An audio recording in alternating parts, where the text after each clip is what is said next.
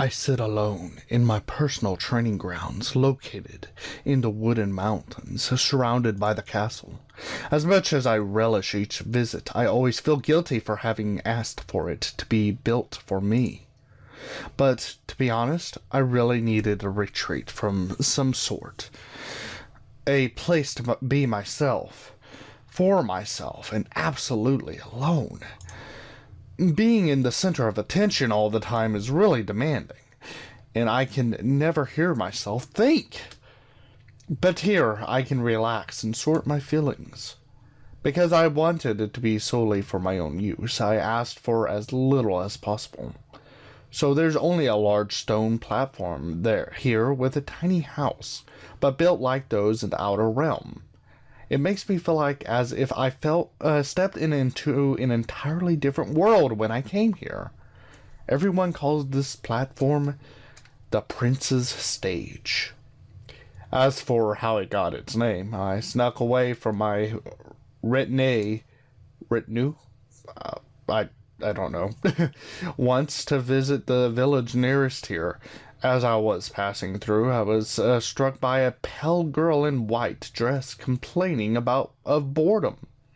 I felt bad for her and wound up giving the town permission to use the platform as a festival ground.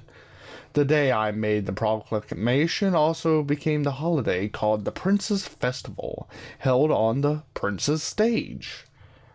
Huh, that's quite interesting. I also had some training grounds constructed there for the girls of the village to practice. It wasn't hard. All I did was announce I wanted them built. My royal mother was overjoyed with the idea and smiled at me for days on end. Okay. I wish my mom would have smiled at me. That's a completely different story in of itself. I may tell you if you guys want to know in a vlog. It's going to be a sad vlog, just to warn you. It's going to be feelings and crying and all that. So let's move on back to this story. I made a lot of other people happy too. Come to think of it, that's probably what gave me the idea to turn my personal sanctuary into my own training ground. But today I'm reading a book in the shade of a tree near the platform. It's a rare and difficult volume written in a foreign language from the outer world. Whether the stories are real or not, the strange ways of the people there are fascinating. Suddenly, faint voices in the bushes nearby rouse me from my thoughts. He's aroused. I am so sick and tired of getting you in my way. I'm so sick and tired of you getting in my way. Oh, right. Ha! I could say the same about you. Those voices sound awfully familiar.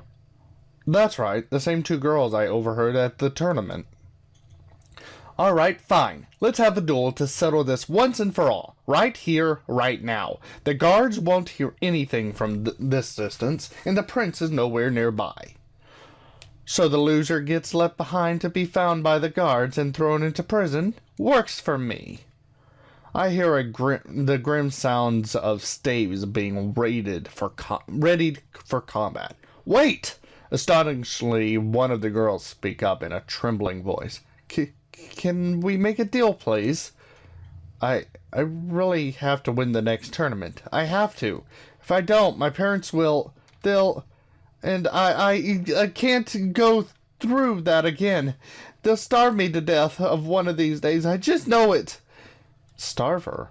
The idea of a parent deliberating withholding food over a tournament loss is so ridiculous. I can't even wrap my head around it first. Gritting my teeth, I strain my ears even harder to not miss a single detail. You see, my parents, they really want me to win more than anything. When I don't perform well, I don't get to eat. And it gets worse every time. That's barbaric! How dare they call themselves parents, much less human beings? I can't allow this to continue. It's cruel, horrific, and unbelievably pointless. I'm sorry, but even if you say that, I still can't let you win. My mother, punishes me every time. It lasts longer and gets worse. I can't take it any longer. I'm utterly dumbfounded by the revelations pouring out of these two girls. I never would have imagined such misery laid behind their single-minded determination to win. No way. This can't continue. I have to do something. I will do something. So then, a final fight here to see who will smile and who will cry in the end. You're on. Neither of us have any other choice at this point. I hear the clatter of their magic staves again. There's no time. I have to stop them. Both of you, halt this instant! I call out as I reveal myself. Your Highness! They turn and cry out in unison, then sink to their knees. Both of their faces are deathly pale. They appear to be around my age. Except for their unusually high-capacity staves, they look like two charming, perfectly normal girls, who I could imagine study magic in a carefree way with their friends. If I hadn't just heard them confess, I never would have thought it possible. Is it all true? I questioned them in a firm voice. The two girls glance up at me, startled, but quickly turn away. They seem afraid to meet my gaze. Yes, one of the girls murmured nervously. From the day I was born, my parents have raised me to be your bride. Every day and night, I practice to make their dreams a reality. If I don't become queen, I'm worthless to them. My parents are the same way. The other girl swallows painfully and then continues. Becoming queen is all they ever talked about. Every waking moment. I do nothing but train, so I may someday win your heart. The looks on both their faces are so empty and defeated. It's as if they gave up on themselves the moment I discovered them.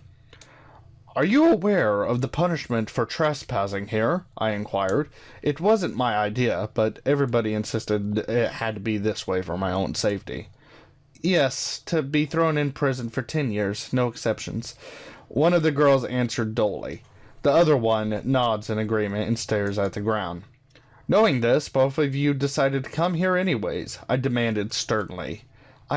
I wanted to learn more about you, Your Highness. Something that would give me an edge over the other girls in getting closer to you. That was my plan, too.